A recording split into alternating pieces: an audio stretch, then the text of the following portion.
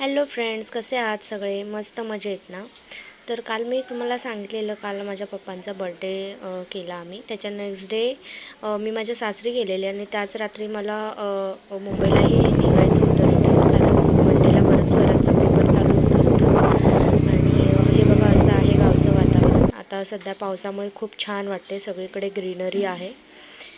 आणि तसंच मी मळ्यामध्ये गेल्यानंतर लगेच, कारण मला थोडी भाजी वगैरे आणायची होती मुंबईसाठी.